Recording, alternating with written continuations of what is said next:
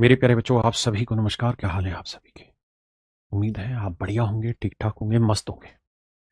देखो यार, आप लोगों के बहुत सारे कमेंट आते हैं क्लास के बाद। मैं देखता हूँ क्योंकि क्लास के टाइमिंग पे मेरा एक ही उद्देश्य होता है कि सीधा मैं प्रैक्टिस पे फोकस करूँ, बच्चे का समय ना खराब करूँ।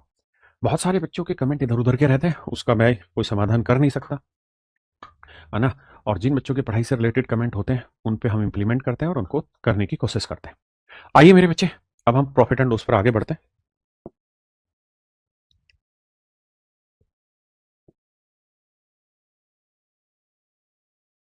ये सवाल मेरे प्यारे बच्चों एक तरीके से तो आपने कल समझा था, आज मैं इसी सवाल को दूसरे तरीके से समझाता हूँ।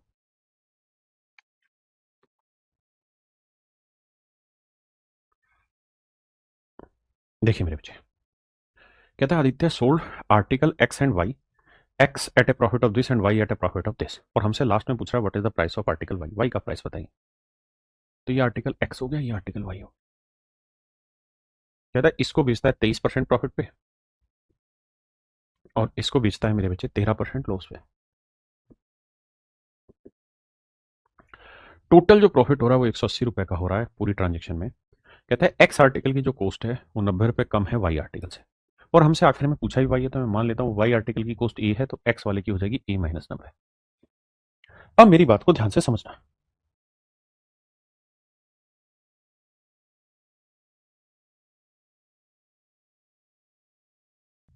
ध्यान से क्या समझना है कि बाबू, बड़े ध्यान से ये बात समझो कि यहां तो प्रॉफिट हो रहा है और यहां लॉस हो रहा है, और कह रहा है कि जो प्रॉफिट है वो लॉस से 180 रुपए ज्यादा है। यानी कह रहा है पूरे लेन देन में 180 रुपए का उसने लाभ कमाया। तो ध्यान से देखना, यहां ए का 23% प्रॉफिट कमाया, यहां ए का 13% लॉस कमाया। जैसे कैलकुलेशन करेंगे तो ए का 23% माइनस 90 का 23% निकालेंगे, और यहां है माइनस 13% ऑफ ए।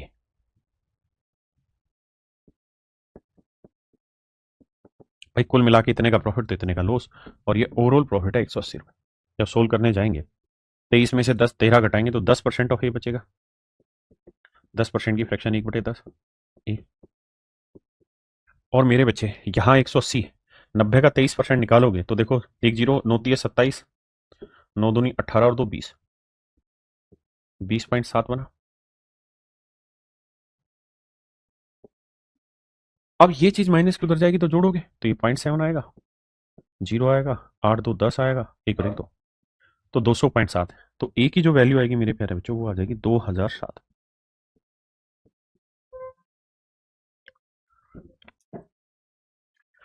ये मेरे नन्हे मुन्ने प्यारे बच्चों मेरा सही उत्तर होगा, और आपसे सच मायने में पूछा भी ए ही है, तो ये थोड़ा आपके लिए आसान हो जाएगा। तो कल जो मैंने मेथड बताया था ये उससे थोड़ा आसान है। आइए मेरे बच्चे, अब आते हैं टाइप 5 पर। आसान से सवाल है, कहता था price of some wooden furniture increase by 65%। कहता है कुछ लकड़ी के फर्नीचर की कीमत 3 हाथों से गुजरने के बाद 65% बढ़ गई, मतलब 165 हो गई।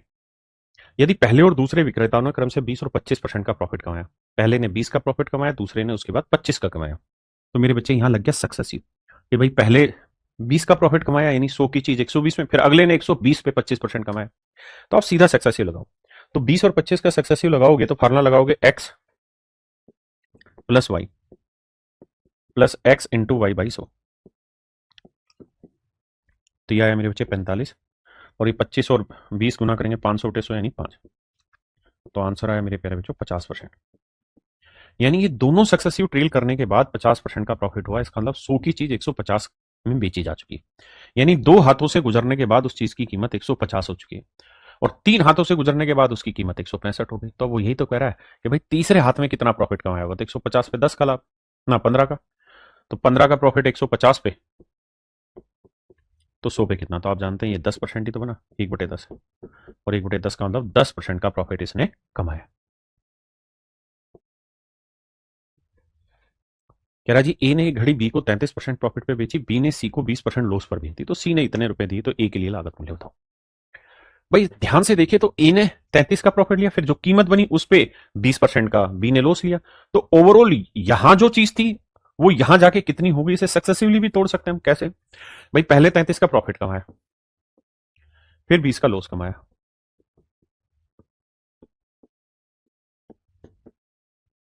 यह है मेरे बच्चे 13, ये 33×66/10 यानी 6.6 का और घटा देंगे, तो कुल मिला के 6.4% का प्रॉफिट है। फिर से अपनी बात समझाता हूं।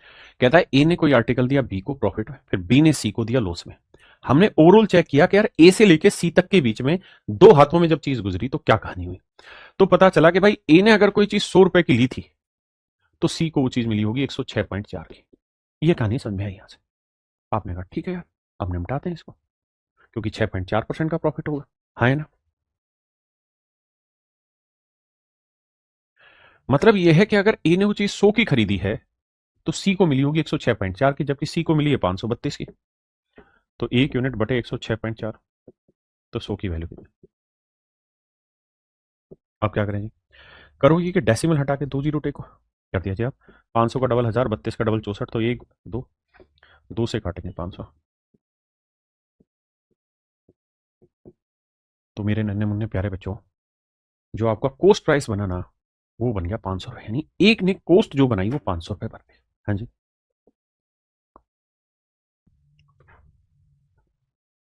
देखिए दूसरा तरीका मेरे प्यारे बच्चों इसी सवाल को करने का, एक तो ये था कि डिटेल करोगे तो आपको वैसे समझ आ रहा था कि लगभग 6% ज्यादा रेट में चीज बेची गई है, यानी 100 में इन्हें खरीदी थी तो 106 में बेची है फाइनल।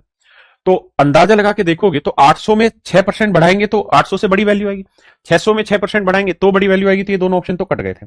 400 का 6% होता 24, तो 424 बनता, ये भी गलत है। तो 500 का 6% 30, 530, ये आंसर वैसे भी करेक्ट था अप्रोक्सीमेशन से। दूसरा तरीका ये था मेरे बच्चे इसी सवाल को करने का, कि हम ये मान लेते हैं कि भाई ए के लिए उस आर्टिकल का कॉस्ट ए है, ए ने 33% प्रॉफिट पे बी को बेचा, यानी बी को पड़ा वो 133/100 का, ये हो गया बी का सीपी।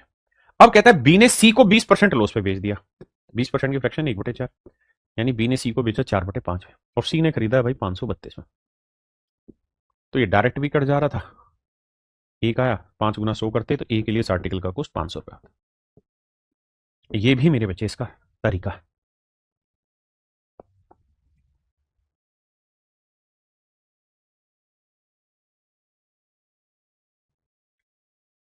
देखिए भाई, कहते शोभा ने एक आवासीय क्षेत्र 6 लाख रुपए में खरीदा, इसे लक्षिता को 20% प्रॉफिट में बेच दिया, लक्षिता ने इसे दिनेश को 10% लॉस पर बेच दिया। तो बताओ दिनेश के साथ क्या हुआ। तो भाई लक्षिता ने 20% का प्रॉफिट कमाया, मतलब शोभा ने 20% का प्रॉफिट कमाया और लक्षिता ने दिनेश को 10% लॉस में बेच दिया।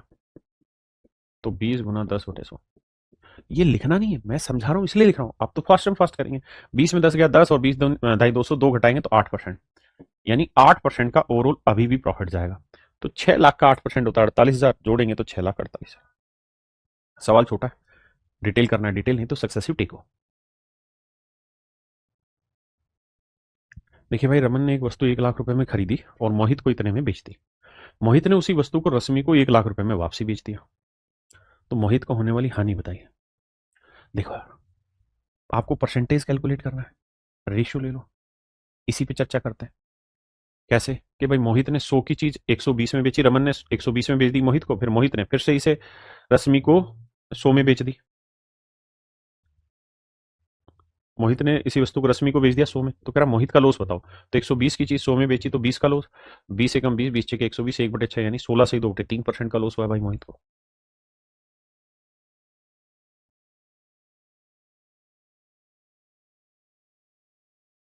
देखिए भाई, कह रहा है कारखाना मालिक द्वारा निर्मित उत्पाद पर 12% का प्रॉफिट होता है, दुकानदार उसी वस्तु पर 10% का प्रॉफिट कमाता है। यदि दुकानदार उत्पाद को इतने में बेचता है तो कारखाना मालिक के लिए उत्पाद की लागत क्या है। भाई ये समझो कि जो कारखाना मालिक है उसने प्रॉफिट कमा लिया 12%, फिर आगे दुकान के बाजार के पास गई तो दुकानदार ने भी प्रॉफिट कमा लिया जी, कितना 10%। तो सक्सेसिव लगाओगे तो 12 × 10/100, तो 12 10 22, 22 और 1 23, यानी हम ये कह सकते हैं कि 23.2% का प्रॉफिट कुल मिला के हो जाएगा, कारखाना टू दुकानदार, दुकानदार टू ग्राहक कस्टमर। यानी मैं सीधा कह सकता हूं कि कारखाना अगर कस्टमर को देगा तो 23.2% का प्रॉफिट लेगा। मतलब 100% में चीज खरीदी थी तो 123.2 में बेचेगा, बेच रहा है 98.56 में, 98.56 में, और एक्चुअल में बेच रहा है 123.2% में। तो 123.2% इतना, तो 100% की वैल्यू कितनी। अब देखिए, डेसिमल हटाएंगे तो यहां से एक हटके एक रह जाएगा, ये आ जाएगा। अब 12 7 84, 12 8 96, 8 दूनी 16, 8 या 24 और 1 25, 60 से सीधा कट रहा है। तो 8 को 10 से गुना किया मेरे बच्चे, 80 मेरा डायरेक्ट आंसर। 80 मेरे नन्हे मुन्ने बच्चों मेरा सीधा सीधा आंसर दिखाई देगा। दूसरा, आप इसे मेरे बच्चे रेशियो से भी उड़ा सकते हैं। कैसे? उसका तरीका आप ये बताएंगे कि भाई कारखाने में, कारखाने वाले के लिए कोई चीज़ के की थी, तो उसने 12% प्रॉफिट में बेचा, तो 12% की फ्रैक्शन हो गई मेरे बच्चे कितनी, 4 × 3/25 यानी 28/25 में बेचा। अब कारखाने से वो चीज़ चली गई दुकानदार के पास, दुकानदार ने 10% बेची यानी 11/10 में बेच दी, और बेची है 98.5। यहाँ पे भी कटिंग चलाओगे तो हो जाएगी बात खत्म।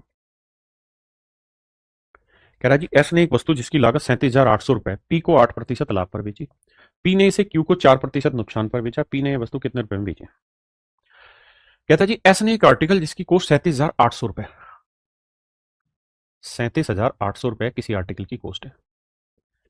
कह रहा जी इस चीज को एस ने बेच दिया पी को 8% प्रॉफिट पे और उसने 4% नुकसान पे, ओवरऑल क्या हुआ? तो भाई एक ने 8 का प्रॉफिट कमाया, दूसरे ने 4 का लॉस।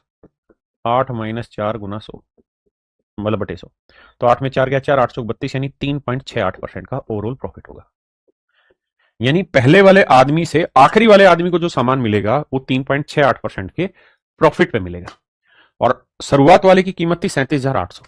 तो देखिए यार, एक तरीका तो यह कि आप इसका 103.68% निकाल दें, लेकिन समस्या यह है कि कैलकुलेशन करेगा कौन, और करेगा भी तो दूसरी दिक्कत यह है कि निकटतम मान दे रखा है, यूनिट डिजिट नहीं पकड़ सकता, अप्रोक्सीमेशन नहीं मतलब अप्रोक्सीमेशन तो पकड़ूंगा, डिविजिबिलिटी, डिजिटल सम, ये कुछ नहीं पकड़ पाऊंगा सवाल, फिर क्या करें? तो भैया फिर तरीका यह है कि इसका 3.68% निकाल लो। कैसे निकलेगा सर? देखो, 1% की वैल्यू क्या होगी? 378, तो 3% की वैल्यू क्या होगी? 3 गुना करेंगे, 3 × 8 = 24, 3 × 7 = 21 और 2 = 23, और 3 × 3 = 9 और 2 = 11। आपने कहा बात तो सही है, ऑप्शन अभी भी दूर दूर है। अब मैं कह रहा हूं कि यार 0.1% की वैल्यू क्या होगी? तो 0.1% की वैल्यू होगी 37.8। तो मैं कह रहा हूं 0.6% की वैल्यू क्या होगी? तो आप कहोगे 6 गुना करेंगे। तो मान लो यार 38 है, 38 को 6 से गुना करेंगे, 6 × 8 = 48, और 6 × 3 = 18 और 4 = 22, 228 आ जाएगा, लगभग ले दिया। 8 × 4 = 12, 3 × 2 = 5 और 1 = 6, 8 × 1 = 9 और 2 = 11, हासिल 1 × 7 = 8 × 1 = 9। यानी मेरा जो आंसर होगा ना, 39,162 से थोड़ा बड़ा होगा। अब 39,162 से बड़ा ये है, ये खतरनाक है, ये छोटा है 39,162 से, बहुत बड़ा था। तो मेरे प्यारे बच्चों, मेरा सही जो उत्तर आएगा वो ऑप्शन सी आ जाएगा। मेरी सवाल में मजबूरी ये थी कि मैं डिजिटल सम नहीं लगा सकता, यूनिट डिजिट, डिविजिबिलिटी, कोई पंगा लगा ही नहीं सकता हूं, बिना उसके सोल्व करना पड़ेगा।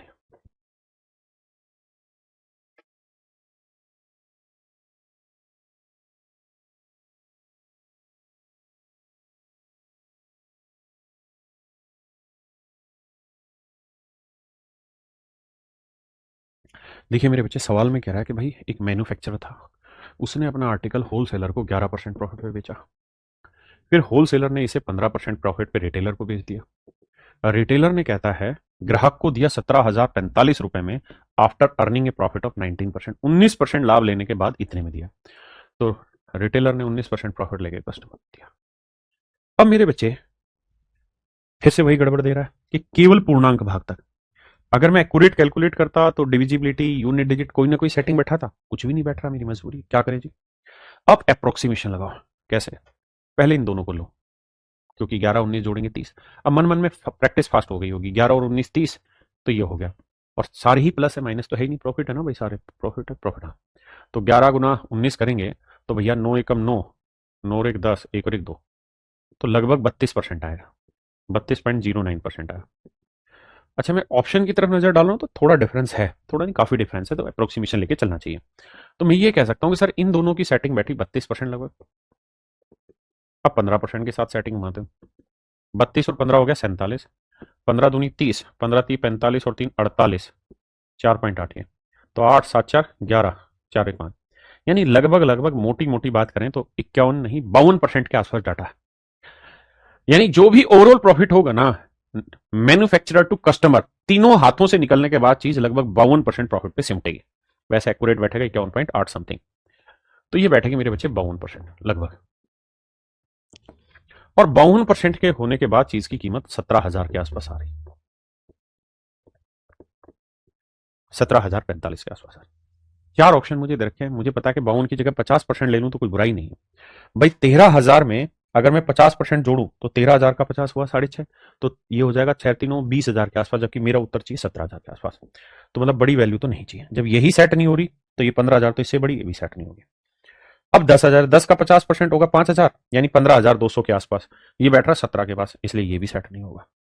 बचा एक ऑप्शन 11, 11 का आधा 6.5 बैठने 5.5 बैठेगा, जोड़ेंगे 5 और 6, यानी वही 17,000 के नजदीक सेटिंग हो रही है। और मैं 50 निकाल रहा हूं, जबकि निकालना एक्चुअल में 52 है। यानी सही जो उत्तर आएगा मेरे भाई 11,220 रुपए होगा। क्लियर है? तो अप्रोक्सीमेशन के थ्रू हम चीजों को टैकल करना सीखेंगे। देखिए मेरे बच्चे, कहते हैं company buys raw material for ₹10,000 and manufacture a product that cost an additional ₹5,000। कहता है भाई 10,000 रुपए में कच्चा माल आया, 5,000 उसको बढ़ाने में लग गए, 15,000 रुपए कॉस्ट आई टोटल। अब कहता है मैन्युफैक्चरर ने ये आर्टिकल 25,000 में बेच दिया। तो मेरे भाई 15,000 की चीज अगर आप 25,000 में बेचेंगे तो हम ये कह सकते हैं कि मैन्युफैक्चर ने कितना प्रॉफिट कमाया। तो आप कहेंगे जी 10 का प्रॉफिट कमा लिया। 15 10 25, तो 5 दूनी 10, 5 3 15, तो हम कह देंगे कि लगभग 66% का प्रॉफिट कमा लिया। यानी 66 सही 2/3% का प्रॉफिट कमा दिया मैन्युफैक्चर। अब मैन्युफैक्चर के हाथ से ये चीज निकल के चली गई किसके पास? एक डिस्ट्रीब्यूटर के पास। उसको 25,000 रुपए में बेचा जाता है, जो इसका मूल्य 20% बढ़ा के एक खुदरा विक्रेता को बेचता है। अब कहता है कि ये इस पे 20% प्रॉफिट कमा के किसको सेल कर देता है मेरे भाई? रिटेलर को। खुदरा विक्रेता फिर इस पे 25% को और बढ़ा देता है कीमत। ये बाबू 25% का प्रॉफिट उठा लेता है। हम देता है ग्राहक को बेचता है। तो भाई ये बताओ कि एक विक्रेता मिलाकर कुल मिलाकर कितना परसेंट प्रॉफिट हुआ? कहता है कंपनी, वितरक, खुदरा विक्रेता मिलाकर कुल मिलाकर टोटल कितना प्रॉफिट हुआ, यानी तीनों का ओवरऑल प्रॉफिट परसेंट बताइए। देखिए यार, अगर ये 66 सही 2/3% की जगह 60 होता, 66 होता तो भी मैं करता। अब ये 2/3 जो है ना, ये पॉइंटों में ज्यादा फंस जाएगा। दूसरी चीज ये कि फ्रैक्शन सबकी आसान बन रही है, तो मैं फ्रैक्शन लेता हूं। इसकी फ्रैक्शन 2/3, इसकी 1/5, इसकी 1/4। 3 की चीज 2 5, 5 की चीज 1 6, 4 की चीज 1 5। भाई ये तो हुआ 3 की चीज 5 में बिकी, 5 की 6 में बिकी, 4 की 5 में बिकी। 3 दूनी 6, 2 दूनी 4। तो हम कह सकते हैं कि अल्टीमेटली 2 की चीज 5 में बिकी, 2 की चीज 5 में बिकना कितने का प्रॉफिट? 3 का। 3 का प्रॉफिट 2 पे तो 100 पे कितना? 150%। तो आंसर आया मेरे प्यारे बच्चों 150%। हाँ जी, पक्की बात है जी। आइए मेरे बच्चे, अब आते हैं टाइप 6 पे। देखिए बाबू,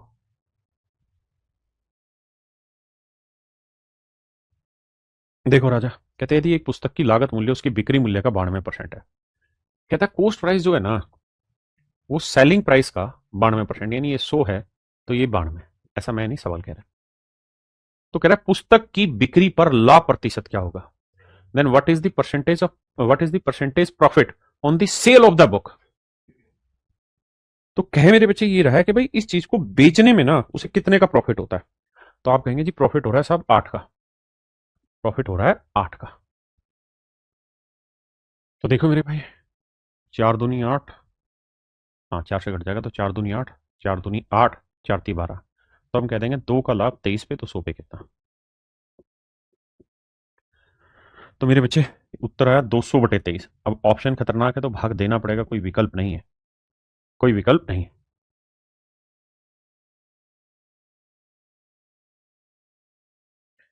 अब देखो यार मेरे बच्चे, इसमें अप्रोक्सीमेशन अगर रेशियो के हिसाब से आप सेट करोगे तो आप ये बताओ लगभग इसका कितना गुना है। तो 230 गुना हो जाता तो 10 गुना, तो 9 गुना है। तो मैं क्या करता हूँ, यहाँ से 3 घटाता हूँ और यहाँ से 3 का 9 गुना 27 घटा लेते हैं।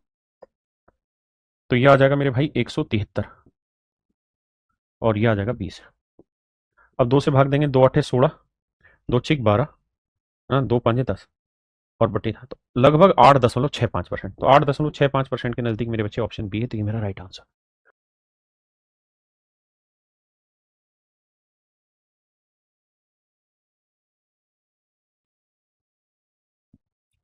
कहता है जी 34 वस्तुओं की बिक्री मूल्य 38 वस्तुओं के लागत मूल्य के बराबर है। कहता है 34 आर्टिकल का सेलिंग प्राइस 38 आर्टिकल के कोस्ट प्राइस के बराबर है। तो लाभ परसेंट बताना भाई। 2 से काटेंगे 17, 2 से काटेंगे 19। यहां से मेरे बच्चे सीपी अपॉन एसपी का रेशियो निकालोगे तो यह आएगा 17/19, यानी 17 में चीज खरीद के 19 में बेची, 2 का प्रॉफिट। 2 का प्रॉफिट 17 पे 100 पे कितना? तो देखो यार 1/17 होता है 5 सही 15/17, तो 2/17 हो जाएगा 10, 11 सही 13/17। तो मेरे बच्चे ऑप्शन सी। पता है ना 1/17 की फ्रैक्शन? 1/17 होता है 5 सही 15/17। 5 सही 15/17% मेरे प्यारे बच्चों। कहता है जी 60 पेन बेचने पर एक व्यक्ति को 12 पेन की बिक्री मूल्य के बराबर लाभ होता है। तो 60 पेन बेचने पर एक व्यक्ति को 12 पेन के बिक्री मूल्य के बराबर लाभ होता है। तो मेरे बच्चे ऐसे सवालों में एक बड़ा सिस्टम है कि जो प्रॉफिट हो रहा है अगर वो सेलिंग प्राइस पे हो रहा है तो समझो सेलिंग प्राइस मान लो आर्टिकल का 1, तो भाई 12 पेन का सेलिंग प्राइस 12 यानी प्रॉफिट हुआ 12। तो 60 पेन का सेलिंग प्राइस 60, 60 में से 12 प्रॉफिट घटा देंगे तो कॉस्ट आ जाएगा 48। तो कितना परसेंट बना जी? 12 एकम 12, 12 चौक 48, 1/4 25%। इस बात को आगे के लिए हमेशा ध्यान ये रखना, जब भी प्रॉफिट जो हो ऐसे सवालों में, प्रॉफिट ऑन एसपी अगर हो रहा हो, प्रॉफिट अगर एसपी हो रहा हो, प्रॉफिट या लॉस भी अगर सेलिंग प्राइस पे हो रहा हो, तो मेरे बच्चे प्रॉफिट परसेंट निकालने का फार्मूला जो होगा, जो हमने यहां पूछा है, तो प्रॉफिट परसेंट निकालने का फार्मूला हो जाएगा क्या? Profit upon SP minus profit into 100। दूसरा, अगर लॉस हो रहा है मेरे बच्चे, तो loss upon SP plus loss into 100। तो ये दोनों ही मेरे आंसर। हाँ, अगर प्रॉफिट सीधा ही सीपी पे हो रहा हो, लॉस या प्रॉफिट सीपी पे हो रहा है मेरे बच्चे, तो डायरेक्ट ट्रिक है, ऑन सीपी अगर है तो फिर तो जो प्रॉफिट है या लॉस है उसको सीपी पे निकालना है और तो कुछ करना ही नहीं। डायरेक्ट ही आंसर हो गया प्रॉफिट या लॉस परसेंट का। हाँ या ना मेरे बच्चे? किसी भाई को कोई दिक्कत है तो बताइए। कह रहा है जी 36 वस्तुओं का खरीद मूल्य एन वस्तुओं के बिक्री मूल्य के बराबर है। यदि लाभ 20% है तो एन का मान क्या हो? कह रहा है 36 वस्तुओं का खरीद मूल्य एन वस्तुओं के बिक्री मूल्य के बराबर है। यदि लाभ 20% है तो एन का मान ज्ञात करो। कह रहा है 36 आर्टिकल का कॉस्ट प्राइस एन आर्टिकल के सेलिंग प्राइस के बराबर है। तो यहां से सीपी एसपी का रेशियो मैं पूछूंगा तो आएगा n/36, जबकि एक्चुअल में कह रहा है कि प्रॉफिट हो रहा है हमें 20% का। 20% की फ्रैक्शन 1/5 यानी सीपी 5 है तो एक का लाभ लेके एसपी 6, तो 6×6 = 36, 6×5 = 30, तो एन की वैल्यू आ गई मेरे बच्चे 30। एन की वैल्यू है मेरे बच्चे 30।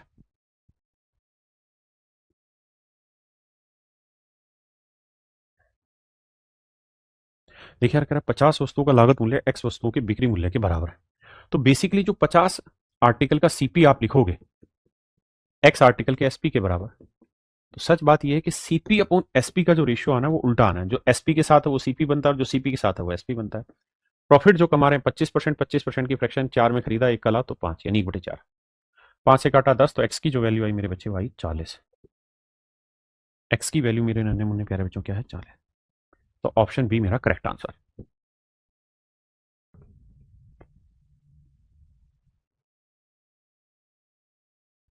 देखिए मेरे बच्चे, कहता है by selling 30 metre of cloth इस shopkeeper makes a profit equivalent to the selling price of 10 metre. कहता है 30 मीटर कपड़ा बेचने पे एक आदमी को प्रॉफिट होता है 10 मीटर कपड़े के सेलिंग प्राइस पे। ठीक है, the cost price of 1 metre cloth is 480, then find the selling price. इसको मारा गोली, पहले हम प्रॉफिट परसेंट निकालते हैं। कह रहा 30 मीटर कपड़ा बेचने पे 10 मीटर कपड़े के सेलिंग प्राइस जितना प्रॉफिट होता है, तो प्रॉफिट अपॉन में सेलिंग प्राइस माइनस ये, यानी 10/20 गुना 100। जो पीछे ट्रिक लिखवाई कि प्रॉफिट लिखो, नीचे एसपी माइनस प्रॉफिट लिखो, सोल्व करो, तो यानी 50% प्रॉफिट पे चीजें बेची जा रही है। तो अगर 1 मीटर कपड़े का सीपी 480 मेरे भाई, तो 50% प्रॉफिट क्या हो जाएगा? 240। तो 480 में 240 जोड़ेंगे तो एसपी बन जाएगा 720। समझे भाई? कह रहा है 70 वस्तुओं को इतने में खरीदा और उन्हें 5 वस्तुओं के बिक्री मूल्य के बराबर हानि पर बेच दिया। एक वस्तु का बिक्री मूल्य क्या होगा? कह रहा है एक आर्टिकल का सेलिंग प्राइस क्या होगा? हमें कह रहा है 70 वस्तु इतने में खरीदी।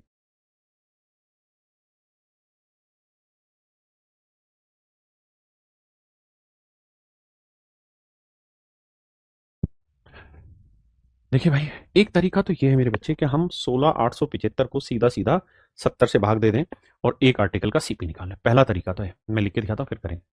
16,875 को 70 से भाग दे दें, बात खत्म। पहला तरीका। दूसरा, कह रहा है भाई 70 आर्टिकल को खरीदने पे 5 आर्टिकल की बिक्री मूल्य के बराबर हानि होती है।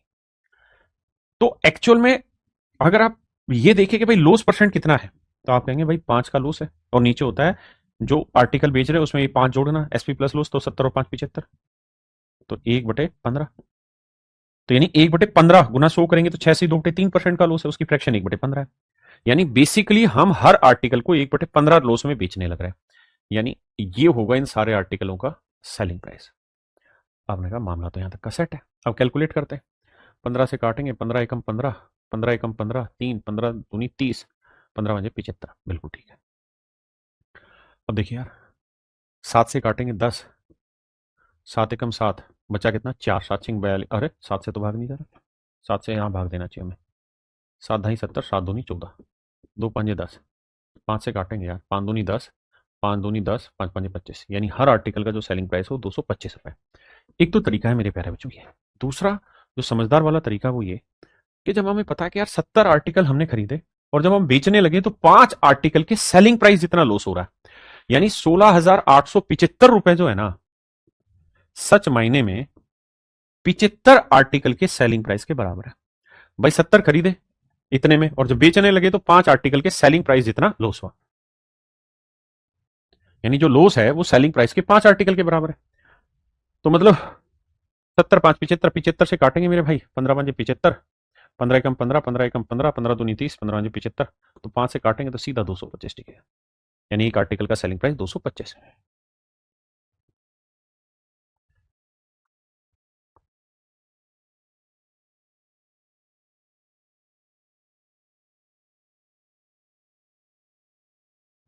देखिए मेरे भाई, कह रहा 85 सामान का mark price, CP SP MP, कहता भाई 85 आर्टिकल का मार्क प्राइस 153 आर्टिकल के कोस्ट प्राइस के बराबर है। 17 5 85, 17 नी में 153, तो एमपी बटे सीपी 9/5, तो एमपी 9 हुआ मेरे बच्चे, तो सीपी हुआ 5।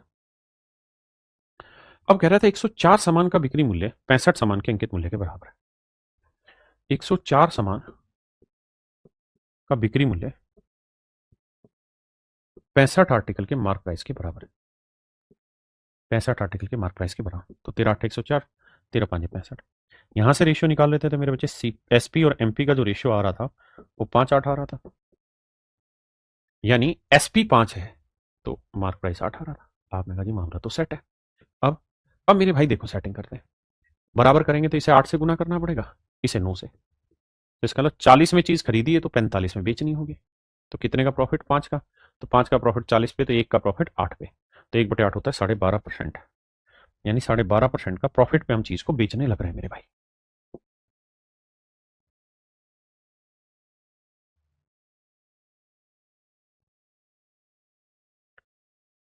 देखिए मेरे बच्चे, सवाल में कह रहा है मुकेश ने 2 शर्ट बेची, पहली शर्ट का लागत मूल्य दूसरी शर्ट के बिक्री मूल्य के बराबर है। ये पहली शर्ट है, ये दूसरी शर्ट है, तो कह रहा है पहली शर्ट का सीपी और दूसरी शर्ट का सेलिंग प्राइस दोनों आपस में बराबर है।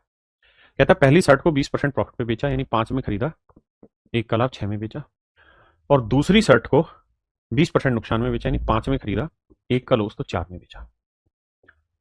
आइए मेरे बाबू सेम करना है, कैसे करें जी, तो इधर 5 से कर दो, इधर 4 से। अब हमसे पूछा क्या वो देखते हैं, अच्छा रेशियो ही पूछा है, तो भाई इधर 5 से करेंगे, इधर 4 से करेंगे, तो पहली शर्ट का सेलिंग प्राइस 24 है तो दूसरी शर्ट का कोस्ट प्राइस होगा 25, तो पहली शर्ट का सेलिंग और दूसरी का कोस्ट सेलिंग प्राइस ना, दूसरी का कोस्ट प्राइस, तो 24/25, यानी ऑप्शन सी मेरे बच्चे करेक्ट आंसर है।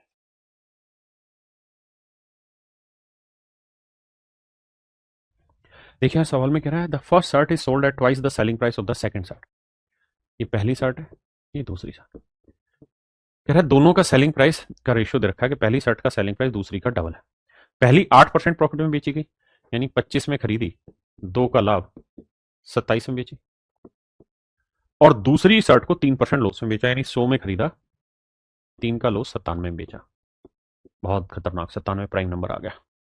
तो कहता ओवरऑल प्रॉफिट या लॉस परसेंट बताओ, और दूसरा गेम ये कह रहा है कि पहली शर्ट का सेलिंग दूसरे से डबल होना चाहिए। देखो भाई, पहली चीज तो ये कि हमें इन्हें बराबर करना होगा, रेशियो का कॉन्सेप्ट है। अब हमसे जिस कॉन्सेप्ट में चाह रहा है उस कॉन्सेप्ट में बात करें, तो कह रहा है पहली शर्ट का बिक्री मूल्य दूसरी शर्ट के बिक्री मूल्य का डबल है, यानी इसे 1 से गुना करोगे तो इसे 2 से, तो ये हो गया 97 गुना 2, 194, और यहां 27 से ही करो, यहां 194 से। अब देखो यार, इसे गुना करेंगे तो 2 चौक 8, 2 नीम 18, 2 एकम 2 388 का प्रॉफिट हुआ, और यहाँ लॉस हो रहा है 27 81 का, तो 8 में 1 गया 7, 8 में 8 गया 0, यानी कुल मिला के 307 यूनिट का प्रॉफिट हुआ। सीपी कितना है जी, 25 गुना 194 और 100 गुना 27, तो देखो 25 चौको 100, 25 में 225, 235, 25 कम 25 और 23 48, 4850 ये हो गया और 2700 ये हो गया। जोड़ेंगे भैया 0 5 8 7 15 और 4 2 6 1 7 गुना 100। तो ये वैल्यू मेरे बच्चे हमें निकाले।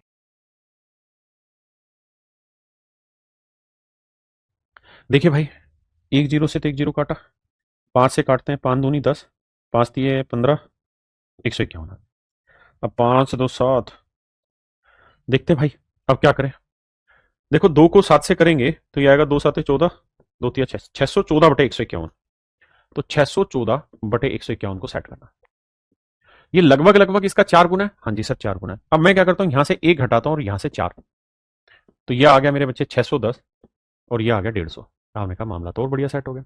अब 15 चौकू तो 60 हुआ, बचा 10, ना जाने की 0, 15 छिक्के 90, 15 सात 105, यानी लगभग 4.6 के आसपास मेरा आंसर है, 4.06 के आसपास। तो 4.06 के आसपास मेरे बच्चे ऑप्शन बी मेरा राइट आंसर। चलिए मेरे बच्चे आते हैं टाइप 7 पे। देखिए ध्यान, कह रहा है एक व्यापारी दो एलईडी सेट्स को समान मूल्य पर बेचता है। पहले एलईडी पर 20% का प्रॉफिट होता है, दूसरे पे 20% का लॉस होता है। तो कहता है निम्नलिखित में से कौन सा कथन सही है। मेरे प्यारे बच्चों, ये जो टाइप है ये वो होगी जिसमें दोनों सेलिंग प्राइस, यानी पहले आर्टिकल का सेलिंग प्राइस और दूसरे आर्टिकल का सेलिंग प्राइस दोनों ही आपस में same. Selling price of both article is same.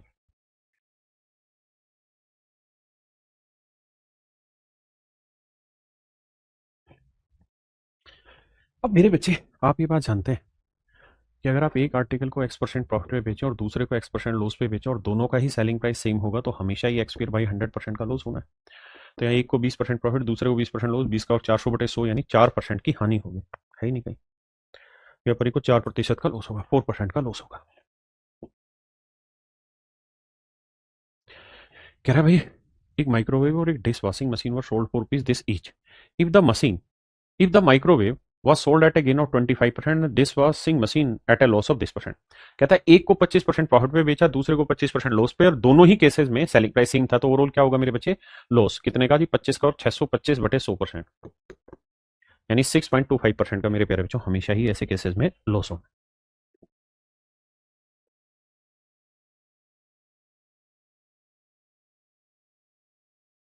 देखिए मेरे बच्चे, जब किसी एक आर्टिकल पे X% का प्रॉफिट हो, दूसरे पे Y% का लॉस हो, और दोनों ही केसेस में सेलिंग प्राइस सेम हो, पहले तो थे दोनों सेम रेट पे, अब है डिफरेंट रेट, तो ओवरऑल प्रॉफिट होगा या लॉस होगा उसका फार्मूला होता है मेरे बच्चे 100 इंटू एक्स प्लस वाई। जो नेगेटिव यानी जो लॉस में उसे माइनस कर देंगे, प्लस में 2xy अपॉन में 200 प्लस एक्स प्लस वाई।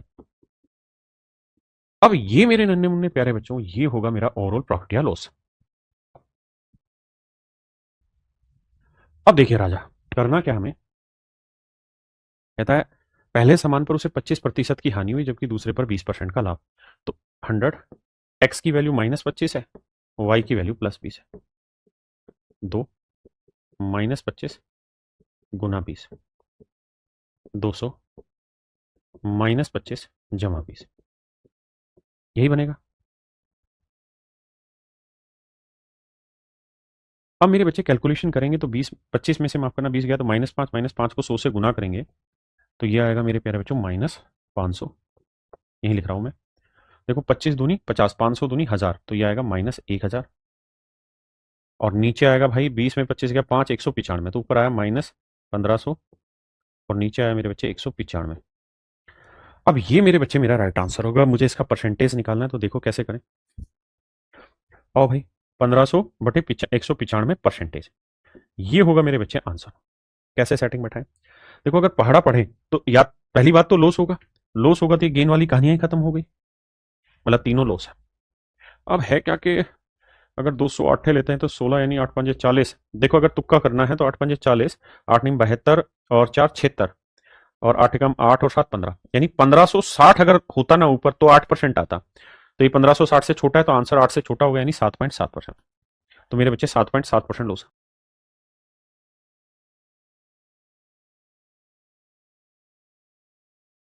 दूसरा ये है कि हम इसकी कैलकुलेशन करते थे यार, 15 से काटते, 15 13 195, 15 से काटते 100, तो 100/13 तो और आसान है, 1/13 7 से नोट करें, यानी 7.7% का लॉस।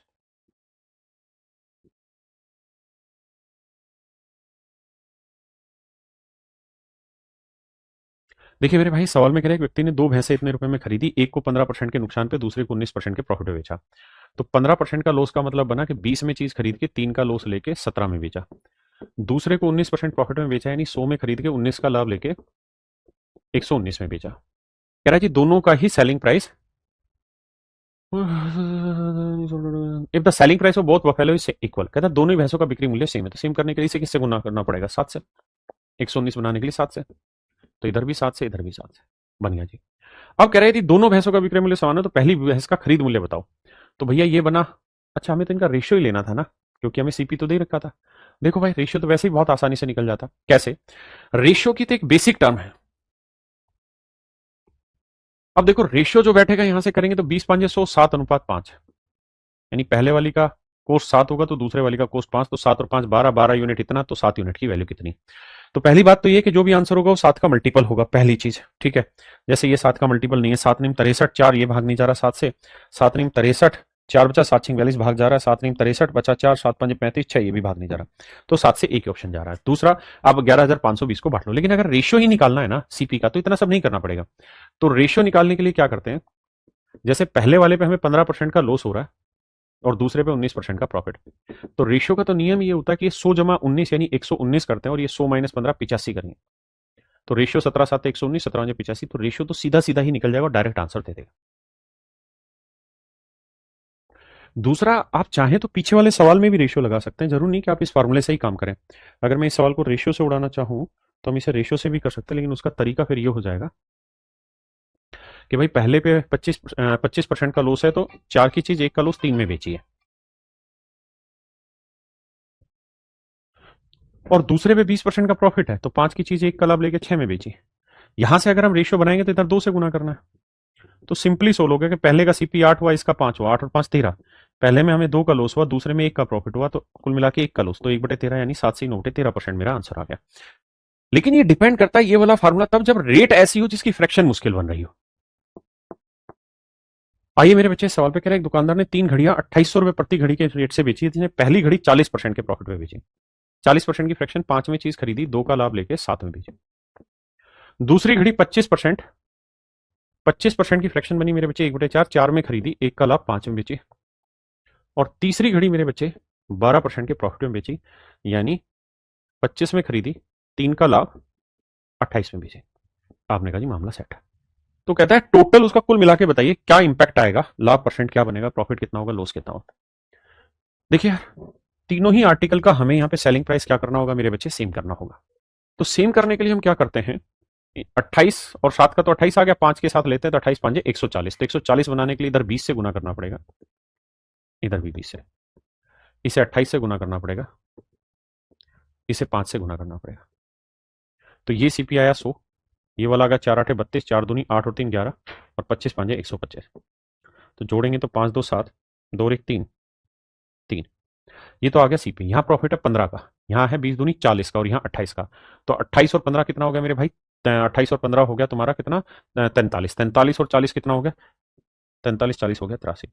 तो कह रहा है ये कितना परसेंट बना। अब ये चीज हमें कैलकुलेट करनी है कि ये लगभग कितना परसेंट बनी। अब मेरे बच्चे, ऊपर है 8300, नीचे 337, अगर मैं रेशियो वाला भी लगाऊं तो 2 4 2 4 6 5, यानी आखिरी में जाके बहुत अप्रोक्सीमेशन लग जाएगा। तो अब 8300 को 337 से आपको भाग देना है, 8300 को 337 से भाग देना। देखिए दो पे जाएगा,